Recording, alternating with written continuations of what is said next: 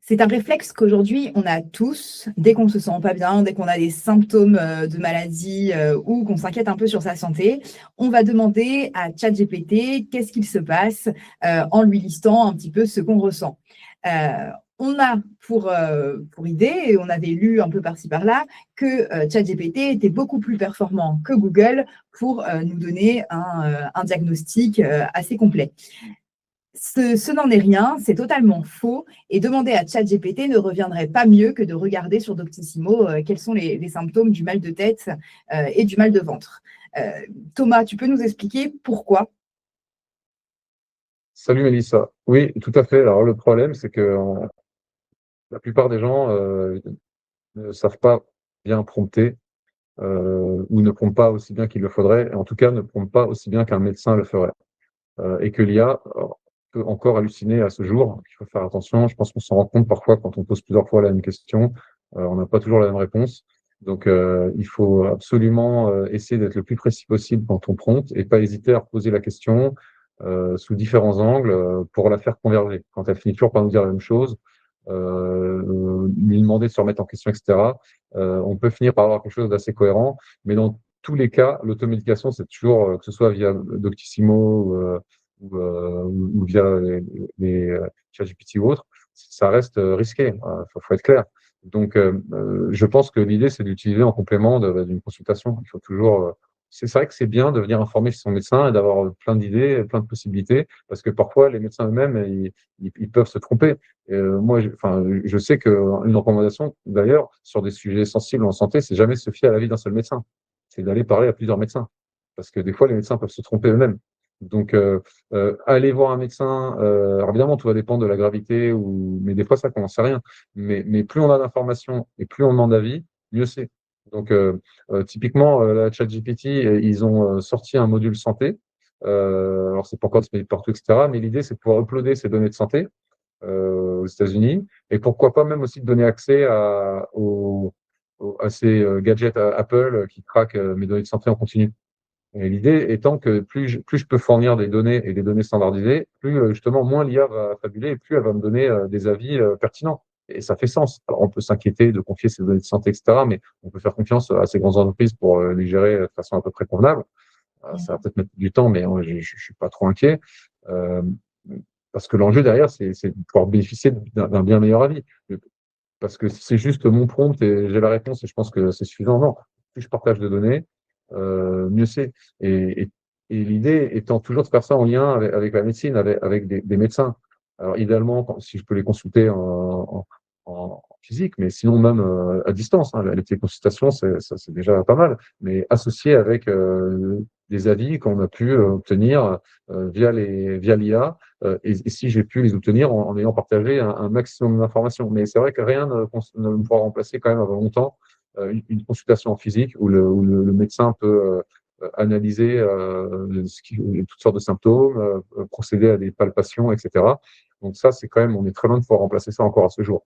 Donc, Oui, et puis attention, on n'est donc, pas il en faut train vraiment pas les opposer. on n'est En pas. fait, le meilleur combo, c'est un Ouais. médecin lui-même qui utilise justement ChatGPT. Parce que lui, il va savoir le prompter, il va comprendre les réponses et il va. Et il faut bien comprendre que c'est pas, je pose une question, j'ai la réponse et terminé. Non, ça peut être un dialogue long, hein, parfois avec peut-être 15 échanges dans un sens et dans un autre. Franchement, un échange de 15 questions-réponses entre un docteur et une IA, imaginez la différence entre ça et juste je pose une question à ChatGPT, il me répond et ça y est, je pense que j'ai ma réponse. Ben non, ça n'a rien à voir. Dans les deux cas, on utilise l'IA, mais dans les deux cas, c'est pas la même personne et il n'utilise pas de la même façon. Donc tout est dans la nuance. C'est pour ça qu'on ne veut pas tout mettre sur le même tableau. L'IA, bien Oui, sûr, est un progrès énorme. Il y a plein de cas, plein d'anecdotes maintenant où on a pu détecter des pathologies qui avaient échappé aux médecins. Mais le mieux, c'est de combiner les deux. Et à terme, oui, à terme, c'est possible qu'on puisse même se passer d'un médecin, mais peut-être pas tout de suite maintenant. Encore une fois, l'idée, c'est la chronologie. Je pense même qu'on peut augmenter une infirmière qui a quand même acquis des conséquences, enfin une expérience sur le terrain, etc., équipée d'un bon LLM, elle peut aussi déjà faire bien mieux que nous ce qu'on pourrait faire. Donc, je pense que la médecine va évoluer parce qu'il y a plein peut-être de diagnostics que même une infirmière maintenant pourra faire sans problème grâce à l'IA, ou même nous, dans certains cas, effectivement.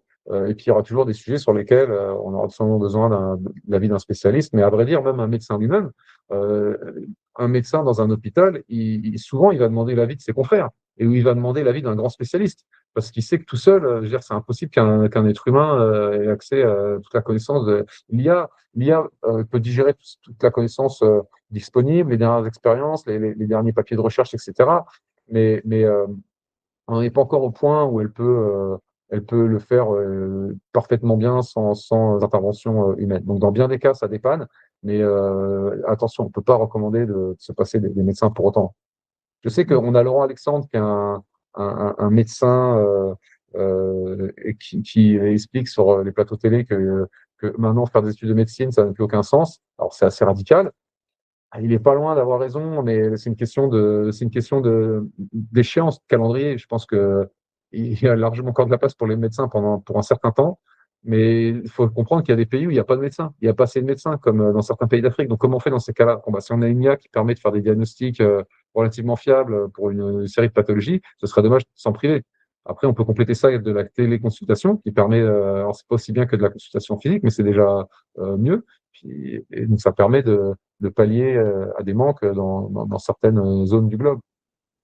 Donc pour toi, le futur de la médecine, il est plus dans la recherche plutôt que dans la consultation, en fait, un petit peu, grâce à l'IA. Oui, ben, en fait, même pour la recherche, là, je reviens à Dario Damodei, qui est le cofondateur et le CEO d'Anthropic. Il avait écrit un long essai sur le sujet. Il expliquait que même en recherche, on va avoir des IA qui vont émettre des hypothèses, qui vont imaginer les expériences à mener pour vérifier, pour valider ou invalider ces hypothèses, qui vont pouvoir même prendre le contrôle de labos avec de la robotique pour mener toutes les expériences requises en séquence les unes après les autres ou en parallèle pour pouvoir même pour pouvoir trouver des solutions encore plus rapidement. On a aussi Demis Hassabis, celui qui lead l'IA chez Google. Il est très impliqué dans tous ces sujets aussi, sur la recherche de médicaments.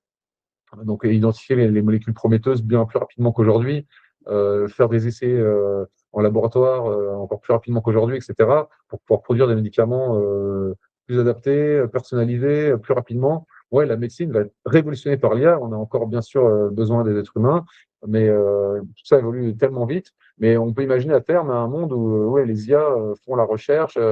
Et puis même procèdent aux expériences, les essais cliniques, etc. Bon, pour les essais cliniques, on a besoin des êtres humains, mais on pourra peut-être modéliser ou faire des simulations sur un certain nombre d'aspects des cellules de la médecine, de plus en plus sur ordinateur, possiblement, à voir. Donc ça évolue très très vite. Et on peut aussi élargir ça aux robots chirurgiens. Jusqu'à maintenant, c'est quand même très dur de remplacer un chirurgien, mais aujourd'hui, le chirurgien, en fait, il télécommande des outils miniaturisés qui s'introduisent dans le corps. À partir du moment où on télécommande un espèce de robot télécommandé, bah, on envoie des commandes électriques et autres. Et donc, tout ça, ce sont des données qui peuvent être analysées, associées à la vidéo par les robots qui peuvent apprendre et après reproduire la même chose. Et puis, on a des modèles de plus en plus performants. Typiquement, on a des modèles inspirés des recherches de Yann Lequin, qui est le Français qui a quitté Meta, qui va lancer son entreprise AMI Labs, Advanced Machine Intelligence Labs. Donc lui, il a réfléchi à de nouvelles architectures pour l'IA, où en fait on cherche à comprendre le monde tel qu'il fonctionne sur le plan de la logique, et pas juste essayer de deviner le mot qui suit ou de reconstituer pixel par pixel ce qui se passe, parce que en fait c'est trop compliqué. Et donc lui, il arrive à un niveau d'abstraction plus perfectionné, et ça permet d'être plus efficace. Et grâce à ces systèmes, en fait, on arrive avec beaucoup moins d'entraînement à comprendre et anticiper les mouvements cardiaques. Et donc, ça permet des avancées en médecine cardiaque. Donc, en fait, il y a d'énormes progrès qui sont faits à tous les niveaux. Et, et donc, oui, je pense qu'à terme, que ce soit la recherche, la pratique de la médecine, mais même la chirurgie, on peut imaginer demain la chirurgie qui coûte très très cher. Demain, bah, on s'allonge et en fait, ce sont des robots qui nous opèrent du début à la fin et puis terminé, quoi. Ça me paraît évident qu'on arrivera à ça à terme d'ici 2050, mais sans doute avant. À quelle vitesse, je ne sais pas. Donc, c'est évident que tous ces métiers vont être révolutionnés, mais pour l'instant, il y a encore on a encore besoin des médecins.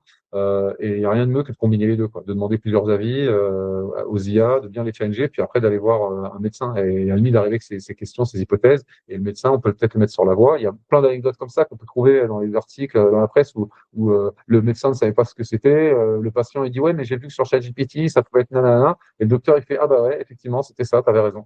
Donc voilà, des anecdotes comme ça, il y en aura de plus en plus. Donc c'est évident que, puis les docteurs le savent bien, donc ce sont les premiers à utiliser ces outils Oui. pour se challenger et trouver des pistes quand ils sont un Donc, peu, quand ils hésitent. n'arrêtez pas d'utiliser ChatGPT, il n'y a pas de souci, mais par contre, attention dans l'usage et ne pas tout prendre pour mot comptant, surtout quand on ne sait pas forcément prompter. Bah Et ouais, quand il ben, s'agit de la santé. merci beaucoup, Thomas. Allez, merci à toi.